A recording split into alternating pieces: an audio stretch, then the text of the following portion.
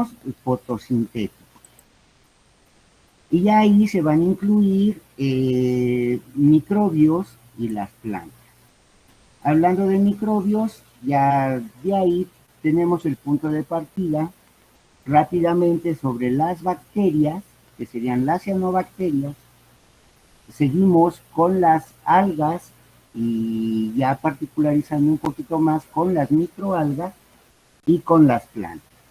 ¿Vale? ¿Vamos bien? Eso de carácter muy general. ¿Estamos? Sí. Sí, muy bien. Me dicen cuando aparezca la pantalla.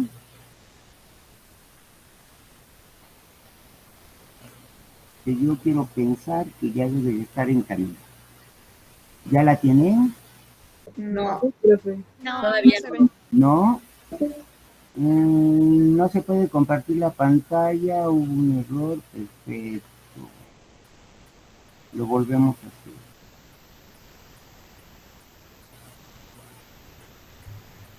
Han estado un poquito latosas las plataformas.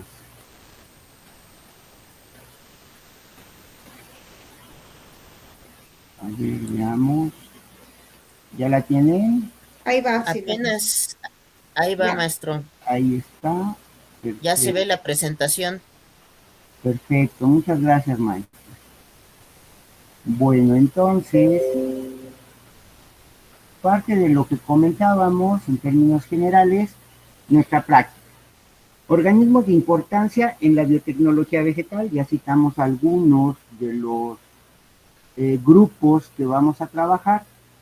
Tengan en mente y ubiquemos que todo esto lo podemos iniciar desde el origen de la vida, el origen de la célula, la evolución de la misma, en consecuencia la evolución de los diferentes organismos, cómo se establecen las diferentes características que los van a agrupar o a mantener en ciertos grupos que van a permitir su clasificación. Ahora, la cosa es que me deje avanzar. ¿Avanzó la presentación? Sí. Sí, Sí. Muchas gracias, maestro. Bueno, ¿cuál es nuestro objetivo? Identificar los diferentes grupos de organismos de mayor interés para la biotecnología vegetal, que ya los citamos, dentro de ellos los menos evolucionados a los más evolucionados, las cianobacterias, las microalgas, hasta las plantas. Identificar los órganos más importantes de las plantas. Aquí estaría la pregunta. ¿Cómo conocen ustedes a una planta? ¿Qué es lo que conocen de una planta? ¿Cómo identifican a una planta? ¿Alguien? ¿Qué le reconocen a una planta? ¿Quién me dice algo?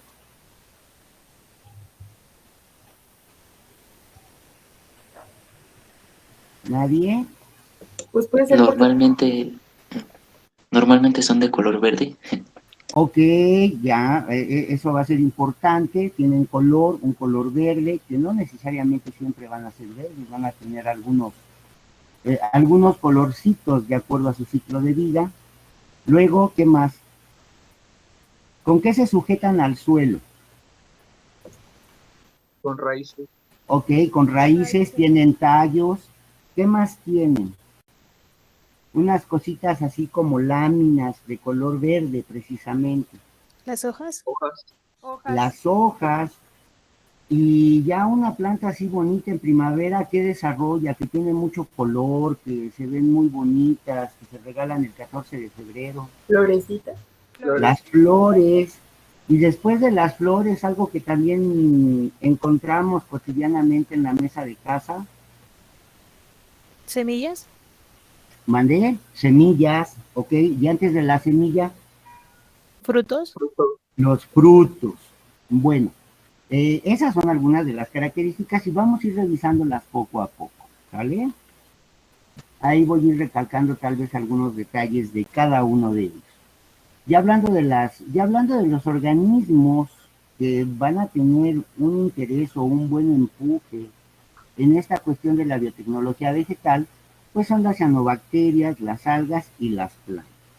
Ya lo citamos. Todo esto referido a la obtención de productos que van a ser útiles para el ser humano y van a ser una cantidad. Y, bueno, van a ser una cantidad y esa cantidad va a ser impresionante.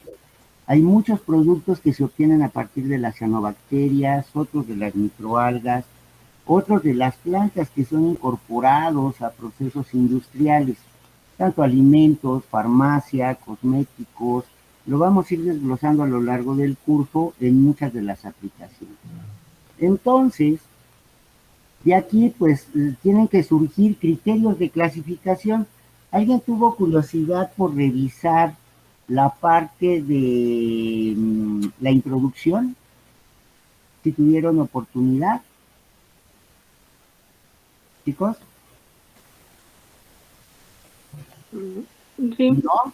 ¿Sí? ¿No? Bueno, vamos a dar un repaso muy en lo general a esa parte de la clasificación y ya ustedes van a concretar con el material de apoyo. Voy a cambiar de presentación para retomar ese pequeño detalle, ¿sale?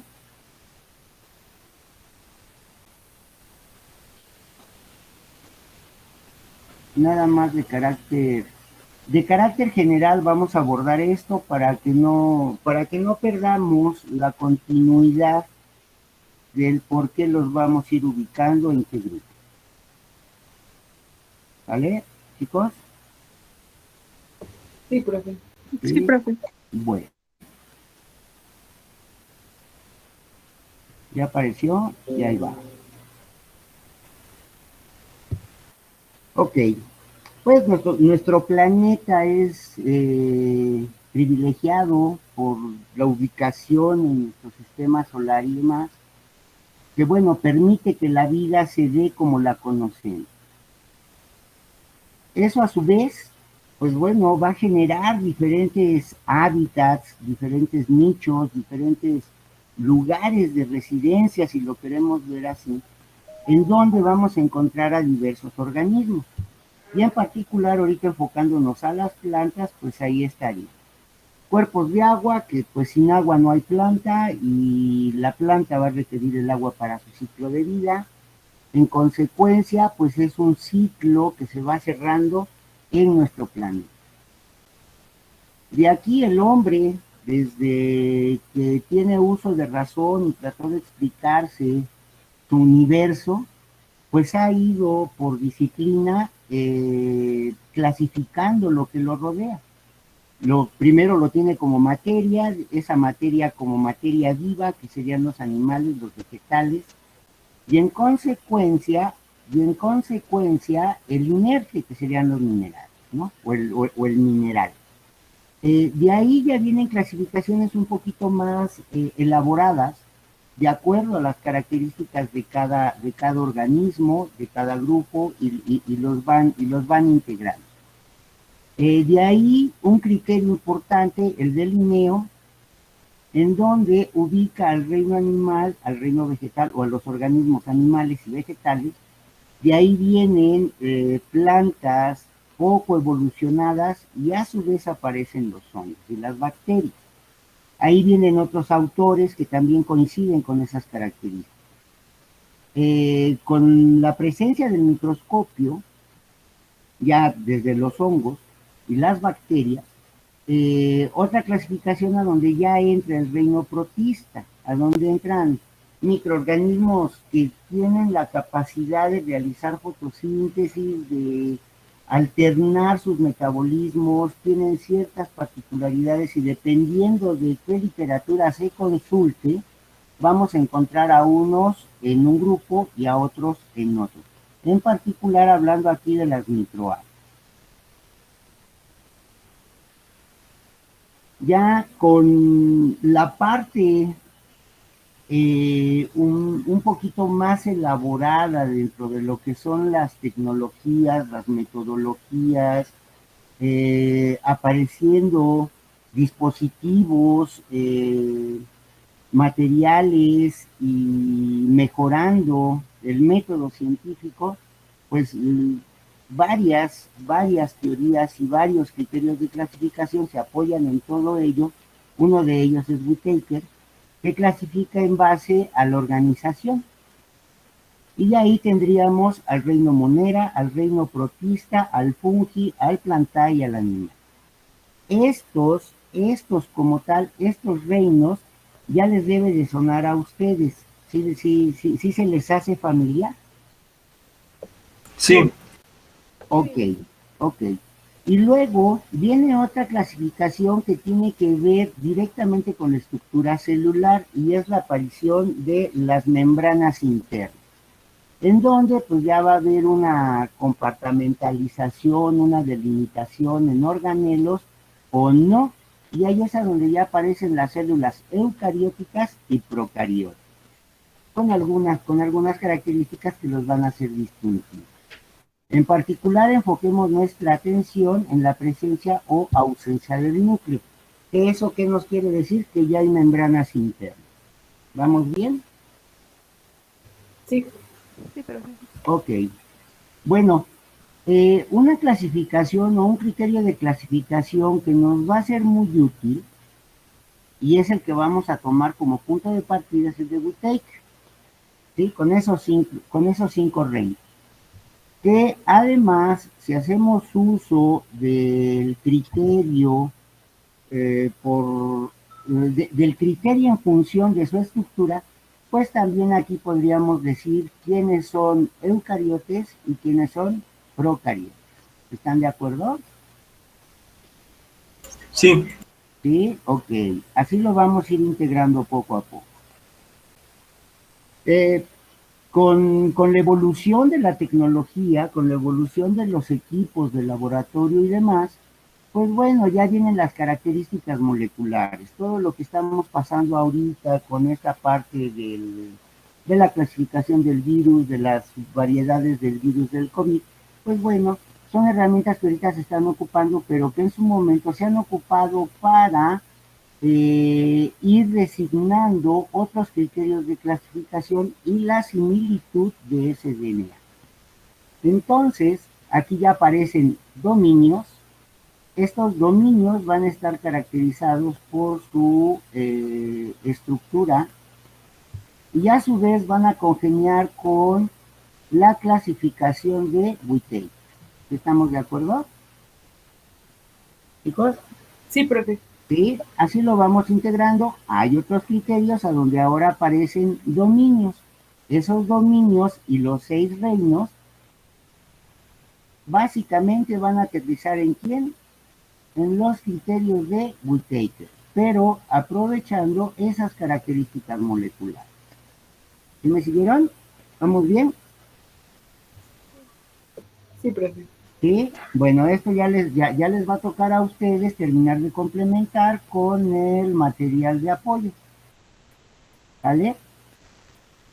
Acá, pues bueno, viene otra clasificación por Cavalier Smith, en donde ya inserta ahora imperios. ¿Esto qué quiere decir? Se va jerarquizando, se va dando una clasificación por jerarquías. Más evolucionados a los menos evolucionados, y en consecuencia, en dónde va quedando cada uno. Y esta es una clasificación de las más viejitas que pueden encontrar de acuerdo a la literatura o la bibliografía que consulten. Y bueno, algo que es bien importante es que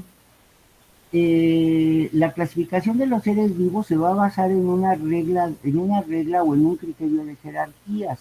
Esto planteado por Carlos Linneo, en donde ya aparece un reino, la división, la clase, el orden, la familia, el género y la especie, y que se va a adecuar de acuerdo a los criterios que estemos utilizando. ¿Sí quedó la idea? Todos los criterios previos que acabamos de revisar aterrizan aquí. ¿Sí quedamos? Sí. Bueno, entonces, con esto, ¿qué es lo que quiero que nos quede claro? Que el número de especies va a constituir a un género. El número de géneros, ¿sí?, con esas similitudes van a constituir una familia. El conjunto de familias con esas características va a constituir a un orden. El número de orden, va a conformar o va a constituir a una clase. El número de clases va a constituir a una división y el número de divisiones va a constituir al reino. ¿Sí quedó la idea? Sí. ¿Sí? Ok. Bueno, de aquí pues tendríamos la parte de las plantas. Todas las plantas de interés comercial. Todas las plantas tienen un uso, tienen un fin común para el uso del ser humano. Y ahí es a donde radica la importancia de las aplicaciones biotecnológicas para algunas especies de mayor énfasis en su explotación. Hablemos ahorita, toquemos el punto del maíz transgénico, de las plantas transformadas genéticamente, que lo vamos a ir revisando más adelante, pero ya nos vamos adentrando al tema. Y para todo eso, pues bueno, tendremos una tablita que por ahí también está en su material, en el material de apoyo, a donde nos van a dar las características generales o en su momento particulares de cada categoría taxonómica que vamos a estudiar, o de ese grupo de microorganismos u organismos que van a ser nuestro foco de atención. Hablando de las cianobacterias, pues bueno, ya tendríamos por ahí que en un momento dado presentan membranas internas, así como delimitar un núcleo. No. No. No, por lo tanto, pues serían procariotas. Algo que las va a caracterizar y por qué son de nuestro interés, porque realizan la fotosíntesis oxigénica. Esto que se les quede de tarea ahí de carácter ocupacional para que revisen fotosíntesis y ya cuando lleguemos a pigmentos sea más fácil que retomen toda esa información. Esa fotosíntesis oxigénica, en donde se va a utilizar el agua para obtener al donador de electrones que va a llevar a cabo esas reacciones fotoquímicas y transformación de energía física, de energía química a energía metabólicamente activa. Y van a presentar pigmentos. Todos los organismos fotosintéticos van a presentar pigmentos. Clorofilas, dependiendo del grupo que estemos ubicando. Los carotenoides, siempre va a haber alguno, y exclusivamente las ficobiliproteínas van a estar presentes en las cianobacterias y en algunos grupos de microalgas. Eso ya lo vamos a ir enfocando conforme vayamos revisando cada tema. Pero dentro de las generalidades, esto es lo que nos va a resaltar a los diferentes grupos. ¿Sí vamos, chicos? Sí, profe. ¿Sí? Ok. Ahora, en las algas ya hay núcleos, ya hay cloroplastos, ya hay vacuolas, entonces ya van a ser células ¿qué? ¿Eucariontes? Eucariontes. Así es. Bueno, de aquí todo lo que concierne al reino Plantae, alguno o muchos de los integrantes de las diferentes de los diferentes grupos o de las diferentes clases taxonómicas van a tener alguna importancia muy particular. Así, las plantas superiores ya van a ser de una mayor explotación. Una de ellas, las coníferas, estaríamos hablando de todas las plantas arbóreas, de bosques y demás. Ahí a donde vemos que están las pinitas, eso que vemos como pinitas en Navidad, que serían los estróbilos, se van a caracterizar por no formar flores y por no formar frutos.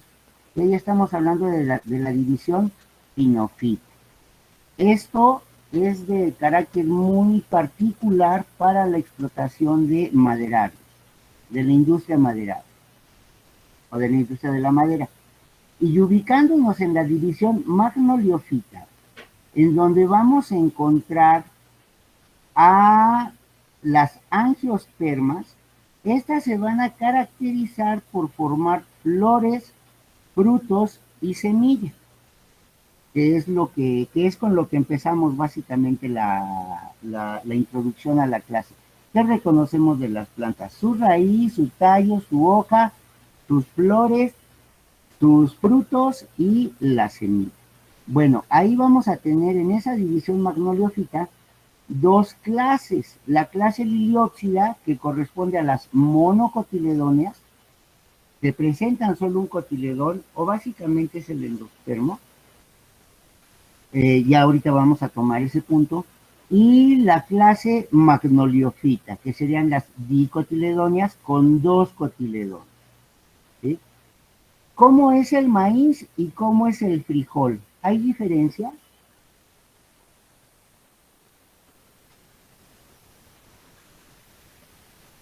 Chicos, ¿Entre el maíz y el frijol?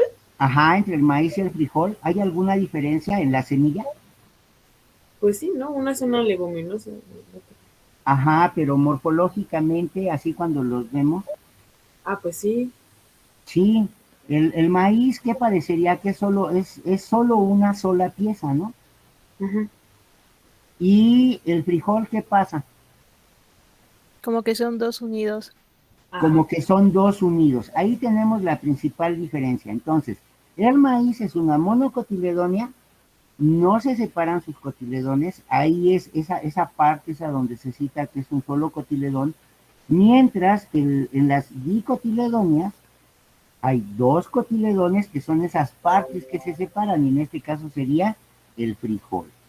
¿Sí quedó, chicos? Sí, Pi. Sí. Sí, ahorita vamos a entrar en más detalles al respecto. Bueno, de ahí siempre va a ser importante que reconozcamos y sepamos con qué organismo estamos trabajando para saber cómo lo vamos a manejar, cómo lo vamos a manipular, de qué manera podemos conducir su crecimiento, su desarrollo, para obtener ese producto que nosotros queremos, aunque no estemos haciendo ningún protocolo de biotecnología, porque además, si no sabemos cómo es de carácter silvestre, pues no vamos a poder hacer las modificaciones desde el punto de vista biotecnológico que a nosotros nos interesa. ¿Sí queda claro, chicos? Sí. Sí. ¿Sí? Bueno, aquí ilustro muy rápidamente lo que sería el ciclo de vida en lo general de las plantas con semilla.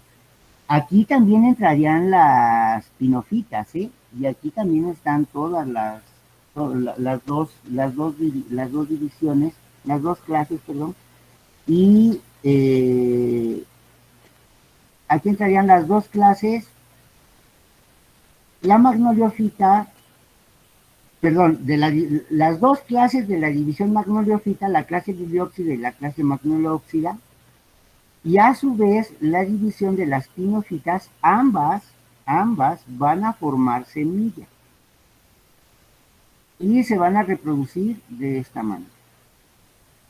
Germina la semilla, germina una plántula joven o una planta juvenil, alcanza la madurez, alcanza la floración, se da la reproducción, va a formar el fruto.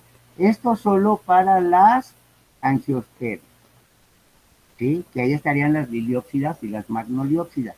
Y para las pinofitas no hay fruto, es solo la semilla. ¿Sí quedó? Sí. Ok. Bueno, de aquí, como de carácter muy general, tendríamos algunas de las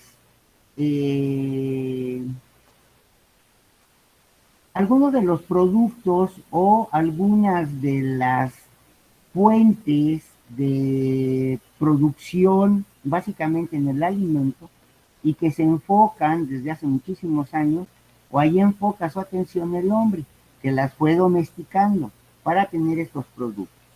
Y dentro de ellas, por citar algunos, en la división de las magnoliófitas, las angiospermas, en las liliópsidas, en las monocotiledóneas, quitando los de mayor uso, de mayor consumo, los más frecuentes aunque todavía hay muchos más. El trigo, el maíz, el arroz, dentro de la clase de las magnolióxidas, que serían las dicotiledóneas, pues ahí tendríamos el café, cacao, frutas, verduras, etc. Y lo que ya habíamos platicado, pero ya con sus nombres técnicos o con una ubicación ya más de carácter taxonómico y botánico, cómo es que las vamos a identificar, ¿sale? Todo este es material que pueden recuperar del material de apoyo. Pasemos a las monocotiledóneas. El maíz, citamos el ejemplo, lo que se va a desarrollar es el endospermo. Aquí vamos a tener el embrión y cuando germina, aquí ya vamos a entrar a su desarrollo. Cuando germina, siempre va a germinar una raíz en esa etapa llamada radícula, que va a ser de origen embrionario. Lo mismo va a pasar con las dicotiledóneas, salvo que en la madurez de la planta, conforme va a ir creciendo, esa raíz principal se va a perder, o esa raíz embrionaria se va a perder, y van a surgir raíces adventicias, o también llamadas fibrosas. ¿Sí quedó? Chicos, ¿sigo con ustedes? Sí, profesor. Sí, profe. ¿Sí? ¿Sí quedó la idea? ¿Sí me siguieron? Ok. Bueno, aquí, ¿cuál es la diferencia entre una raíz embrionaria y una raíz fibrosa o adventicia? En que la raíz embrionaria se va a originar a partir del embrión que está dentro de la semilla. ¿Y cómo es que va a germinar? Pues cuando todas las condiciones ambientales le favorezcan, en particular la presencia de agua. Y ya veremos más adelante una cantidad de detalles que influyen en ello, pero ahorita ahí nos quedamos. Eso tiene que ver con una raíz embrionaria. Y luego las raíces adventicias van a ser características de las monocotiledóneas, pero se van a generar a partir de órganos adultos, maduros, bien desarrollados. ¿Sale? ¿Sí quedó? Sí. Sí. Y estas plantas monocotiledóneas perdieron esa raíz al madurar, esa raíz embrionaria la perdieron al ir madurando, al ir creciendo, al ir incrementando su desarrollo. Ahora, ¿qué es lo que pasa con las dicotiledóneas? Con las dicotiledóneas sucede exactamente lo mismo. La semilla en su interior va a tener o va a contener al embrión, salvo que ésta se separa en sus cotiledones. Cuando esa semilla está en las condiciones óptimas para germinar, otra vez va a volver a surgir la radícula. Esa radícula va a madurar, va a seguir creciendo y va a formar una raíz primaria, que también lo forma la raíz embrionaria de las monocotiledóneas. Salvo que conforme va creciendo y desarrollando esa planta de frijol, o esa plántula de frijol, esta raíz se va a mantener a lo largo de todo su tiempo de vida, no la va a perder. Y a eso le vamos a llamar una raíz típica. Una raíz típica va a estar constituida por un eje central, un eje principal, del cual se van a derivar raíces laterales, o también llamadas de orden secundario. ¿Vale? ¿Sí quedó? ¿Chicos? Sí. Sí, profe. ¿Sí? Bueno. Sí.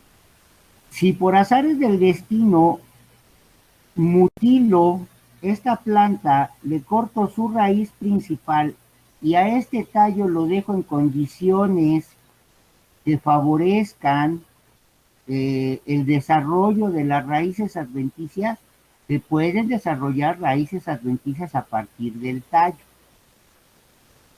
¿Sí quedó? Sí, profe. Sí. Ok. Bueno. En términos generales, todo esto es lo que vamos a reconocer en una planta y en particular en una dicotiledonia. Pero de carácter general, en todas las plantas que ya citamos, que serían las pinocitas y las angiospermas, va a haber una raíz, ya sea típica pivotante o raíces adventicias, un tallo que va a vincular a las hojas con la raíz. La raíz se va a encargar de la absorción del agua y sales minerales, y ahí lo vamos a detallar en nuestra práctica de nutrición mineral. El tallo se va a encargar de llevar todo eso a la parte superior del cuerpo de la planta, llevar agua, en particular aquí a la hoja, para que ahí se lleve a cabo ese proceso de fotosíntesis. Y en ese proceso de fotosíntesis, todo lo que se produce, que ya sería materia orgánica, carbohidratos, va a regresar al tallo para distribuirse a lo largo de todo el cuerpo de la planta. Entonces, vamos a reconocer los órganos de la planta, sin tomar en cuenta ahorita todavía el orden de los tejidos, pero vamos por los órganos de la planta. La raíz, el tallo, la hoja, las flores, que serían hojas modificadas con la particularidad de la reproducción, y el fruto. ¿Vale? ¿Sí quedó? Aquí nos quedamos hasta nivel de órgano, no hay sistema ni aparato. ¿Sí quedó, chicos? Sí, profe. Sí, profe. ¿Sí? Sí. ¿Voy bien o voy muy rápido? Va bien. ¿Voy bien? Perfecto. Bueno, la raíz, ya citamos cuál es la función. Esta raíz es de qué, de mono o de dico. ¿Mono o dicotiledonia? ¿Dico? Dicotiledonia. Un eje principal es una raíz típica pivotante que viene desde el origen embrionario, raíces laterales. Toda esta zona que se ve aquí va a ser repetida en todas las raíces. Toda esta es la zona activa o la zona madura donde se está llevando a cabo la absorción de nutrientes. ¿Vale? ¿Y cómo la vamos a clasificar? ¿O hay criterios de clasificación para la misma? Por su hábitat, por su origen, por su forma, por su duración y por su consistencia. ¿Vale? Y aquí, por su hábitat, pues pueden ser subterráneas, acuáticas, aéreas. Por el origen, ya sabemos, se mantienen, son primarias desde la radícula, adventicias, porque ya se originan de órganos maduros, ya bien desarrollados, adultos. Por su forma, fibrosas, son adventicias y características de ¿quién? ¿Dicotiledonia? De las monocotiledonias, la típica pivotante de un eje principal que es primaria, ¿de quién es? ¿A quién corresponde? Era de De las dicotiledonias, y las tuberosas. Las tuberosas, un ejemplo de ello sería la jícama y sería la zanahoria, al igual el betabel. O sea, forman tubérculos, forman estructuras globosas o ricas en almacenamiento. ¿Sí quedó, chicos? Sí. Sí. ¿Sí? Ok. Por su duración, o sea, por la duración, por el tiempo que se mantiene su ciclo de vida de la planta, anuales, bianuales, perennes. Las perennes se refiere a aquellas que van a perpetuidad, van a vivir muchos años y generalmente van a estar representadas en aquellas especies que son leñosas, árboles de gran talla. Y la consistencia, herbáceas son muy finitas, se pueden, tienen mucha flexibilidad. Leñosas ya son más duras, parece un palito, una varita de madera, así es la textura. Y las carnosas, que ya dijimos y citamos en las tuberosas.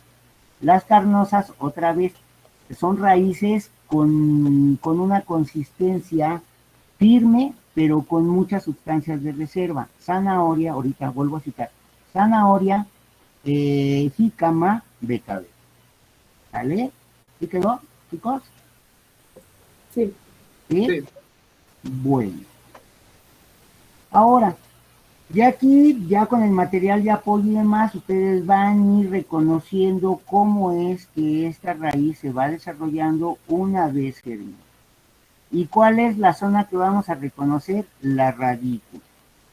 ¿Sí? El primer órgano que vamos a reconocer va a ser la radícula con su región o zona de pelos absorbentes, que sería la zona pilífera, y estos pelos absorbentes en una toma al microscopio sería algo así.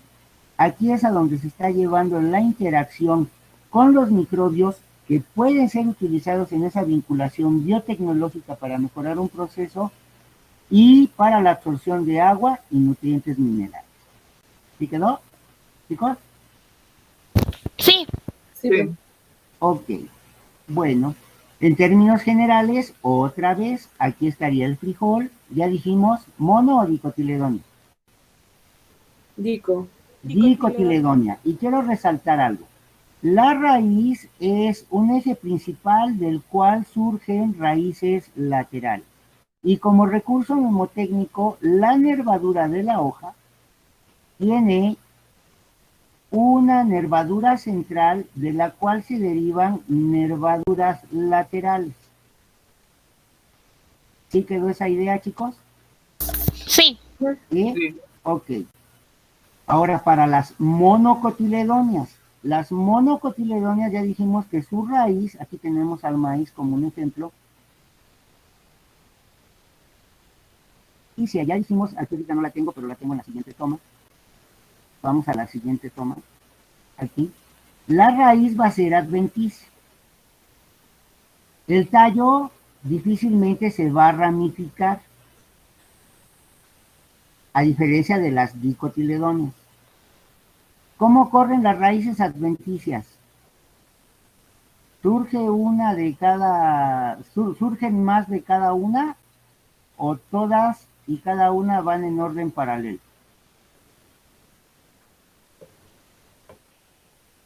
¿En orden paralelo? En orden paralelo. La nervadura de la hoja del maíz, así como comemos los tamales, vemos que hay una nervadura central y de ahí se da una nervadura paralela. Todos los haces vasculares, aquí ya hablando de ese término, lo vamos a ver en tejidos, corren de forma paralela. ¿Sí quedó la idea, chicos? Sí. ¿Sí? Eso es como recurso mnemotécnico, o sea, que encuentren esas relaciones. Muy rápidamente, para que vayamos acabando esta hora. ¿Mono o dicotiledonia?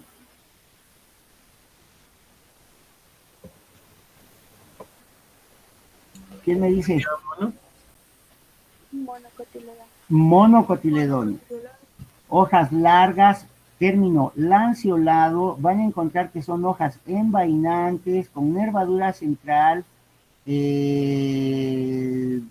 por la cual a su vez hay una nervadura paralela, se dicen que son paralelinervias o con nervadura paralela, raíces adventicias. Tanto las raíces adventicias como la raíz pivotante, que fue lo que citamos, van a presentar todas estas regiones, todas estas zonas, esta distribución de tejidos. ¿Vale, chicos? En consecuencia, si todo esto lo vamos a reconocer en cada puntita de la raíz, lo vamos a observar de esta manera, ¿vale? Todas van a tener este arreglo, incluyendo la de las adventicias. Tiene raíz adventicia, presenta hojas largas, nervadura paralela. Estoy hablando de una mono o una dicotiledón. Bueno, De una Mono. monocotiledón, ¿vale? Bueno, platicamos del tallo. Este es el tallo de una dicotiledonia. Característica de estas y de las monocotiledonias es que en la región a donde se inserta una hoja se le va a llamar nudo. Y por consecuencia general va a haber una zona que se llama yema.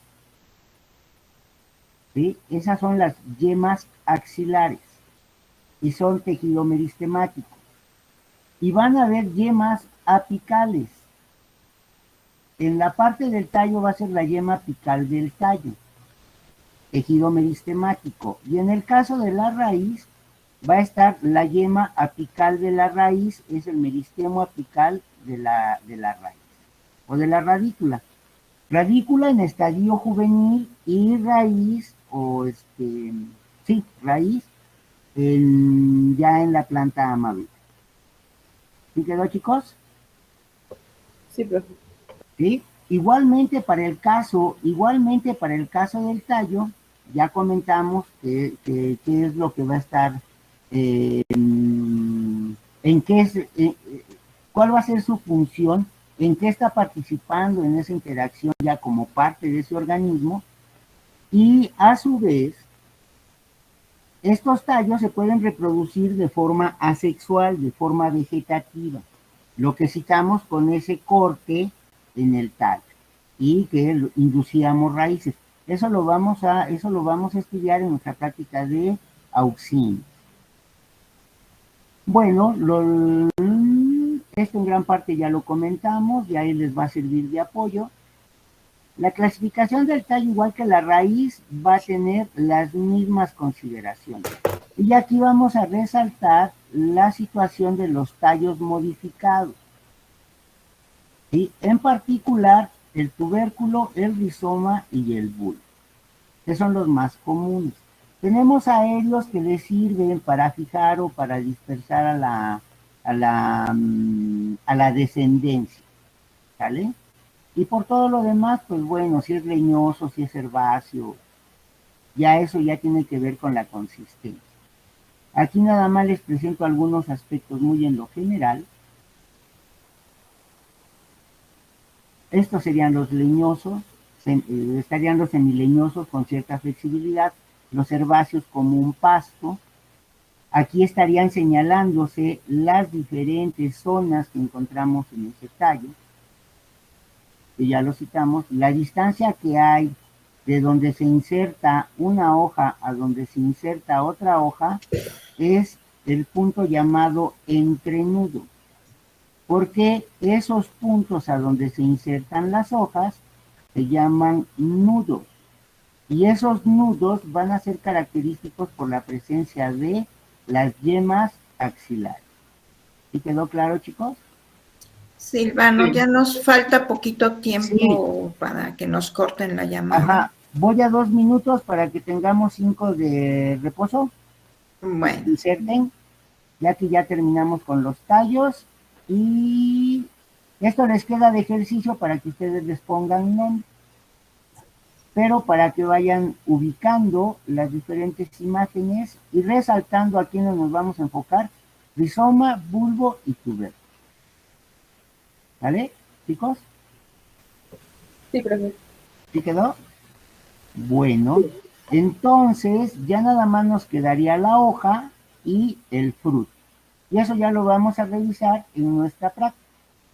Esto es de carácter introductorio. Acá tenemos la hoja de dicotiledonia, hoja de monocotiledonia, nervaduras paralelas, nervaduras ramificadas.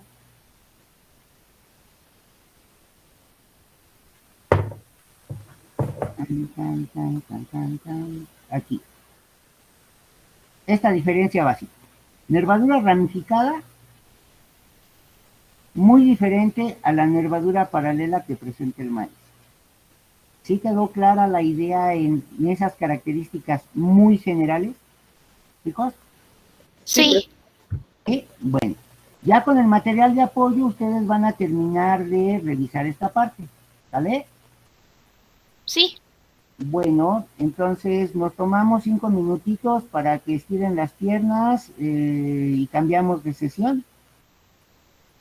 Entonces corto esta llamada, chicos, y nos unimos a la siguiente, a la 1 en puntísimo, para que nos dé En tiempo de... punto para que iniciemos con la práctica, sí, maestra, iniciamos con la práctica y ahorita ya nos vamos de avanzada porque ya revisamos mucho, ¿vale?